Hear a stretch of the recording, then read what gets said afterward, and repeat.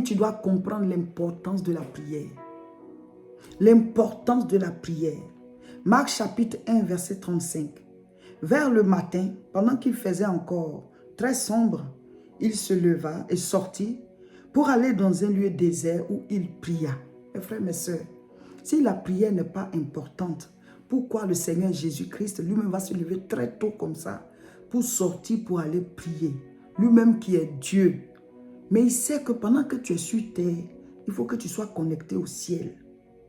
Pendant que tu es sur terre, tu dois être connecté au ciel. Parce que le monde est spirituel et physique. Donc il fallait qu'il prie. Et c'était aussi pour donner l'exemple à ses apôtres, à ses disciples, pour dire voilà comment Dieu veut que vous vivez pendant que vous êtes sur terre. Il faut que vous soyez connectés à lui par la prière. C'est pour ça que ses disciples l'ont observé pendant un moment et ils sont allés vers lui, ils ont dit apprends-nous à prier. Matthieu 6 à partir du verset 9. Et il leur a dit voici donc comment vous devez prier. Mais eux, ils ont d'abord demandé au Seigneur de leur apprendre à prier. Parce qu'ils l'ont observé. Ils ont vu qu'ils se retiraient souvent pour aller prier. Votre force va venir de votre relation avec Dieu. Votre force va venir de votre connexion au Seigneur par la prière. Même quand quelque chose ne va pas, vous allez être réconforté au fond de vous-même parce que vous savez que vous allez aller prier à votre heure de prière et vous allez parler de ça avec le Seigneur. Vous n'allez pas craindre n'importe quoi parce que vous savez que à votre heure de prière, vous allez présenter ça à Dieu. Et d'ailleurs, avant votre heure de prière, la Bible dit de prier sans cesse. Comme vous avez une vie de prière régulière, mais le Saint-Esprit sera en permanence activé en vous. Sa présence sera activée en vous. Voilà, vous allez être régulièrement en communion avec lui. Vous allez tout lui présenter. Et ensuite, à votre heure de prière, vous allez encore aller prier. Oh mes frères, ce monde-là, on est de passage, on est des voyageurs. Mais Dieu, il est éternel. Si tu n'as pas compris que tu dois prier tous les jours, quel que soit le programme que tu vas faire, tu ne vas pas appliquer. Mais si tu as compris que c'est indispensable de prier en tant que chrétien, puisque notre Seigneur, qui est notre modèle, il priait.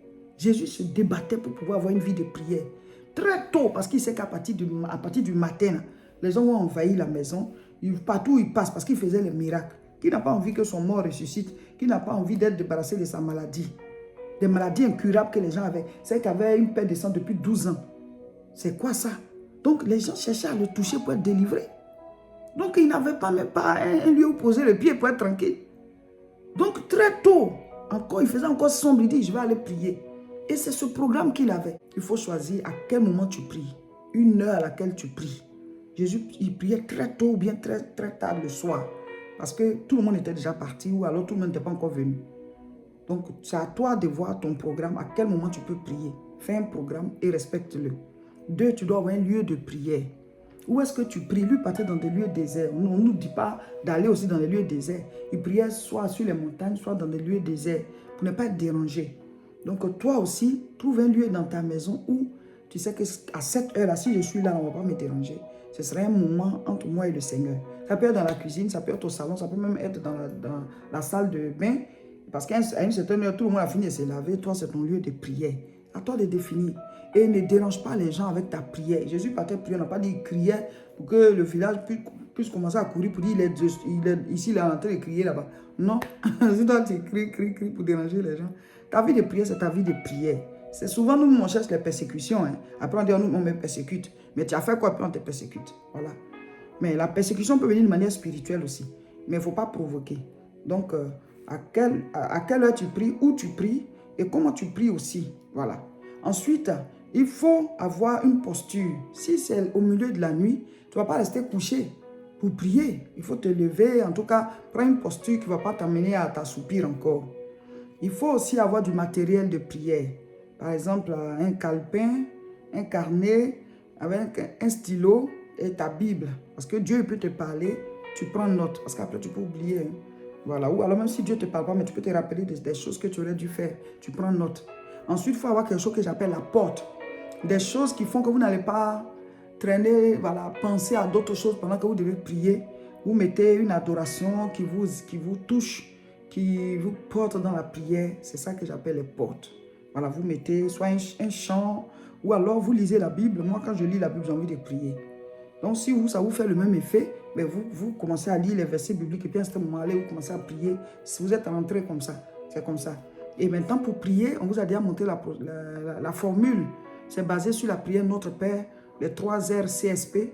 Premièrement, tu remercies le Seigneur. 2, tu te répands. 3, tu présentes tes requêtes, les sujets de prière. 4, tu fais le combat spirituel. Tu lis tout ce qui est en train d'attaquer ta vie. Voilà, tu chasses les démons. Dernier point, c'est la proclamation.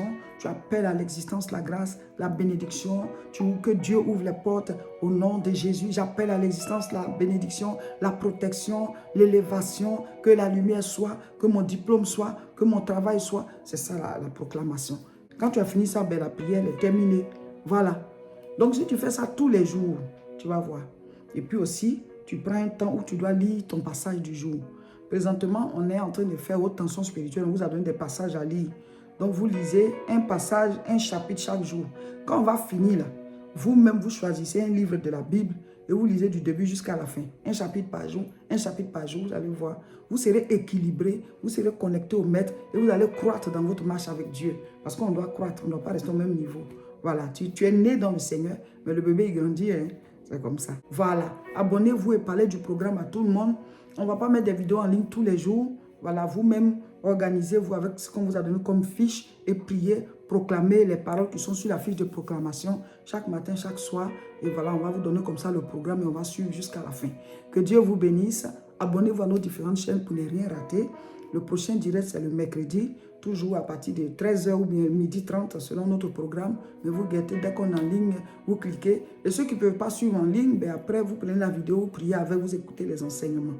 N'oubliez pas, nous avons 2 grandes croisades qu'on a appelées des croisades jumelles. Le 11 et le 18 novembre à Aubervilliers à partir de 14h30, 29 rue Sadi Carnot, Aubervilliers. Vous allez suivre en direct pour ceux qui sont loin. Mais vous qui êtes ici en Europe, on se retrouve là-bas. Le thème, c'est sortir des prisons. Il y a les prisons sataniques. Venez, on va briser les liens, les prisons invisibles, les prisons spirituelles. Que Dieu vous bénisse et on reste comme ça connecté dans la prière jusqu'au bout.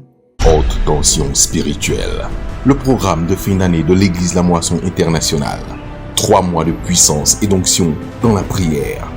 2 mois sont jeûnés, novembre et décembre. Janvier, mois de jeûne et prière pendant 21 jours. Haute tension spirituelle 2023-2024. Thème: Notre Père qui es aux cieux. Matthieu 6, verset 9. Haute tension spirituelle, top départ, mercredi 1er novembre. Faites une liste de 10 sujets de prière et un programme de prière pour prier avec les versets recommandés. Programme de prière et méditation à découvrir tous les dimanches sur nos chaînes. Tous les mercredis, prière d'ensemble en direct sur nos chaînes. Abonnez-vous dès maintenant. Haute tension spirituelle. C'est aussi de puissantes croisades à Aubervilliers. 2 croisades jumelles en novembre. Les samedis 11 et 18 novembre à 14h30. Adresse 29 rue Sadi Carnot, 93 300 Aubervilliers. La dernière croisade, samedi 9 décembre à 14h30, toujours à Aubervilliers. Pour toute information complémentaire, contactez-nous via WhatsApp au +33 7 51 51 25 16.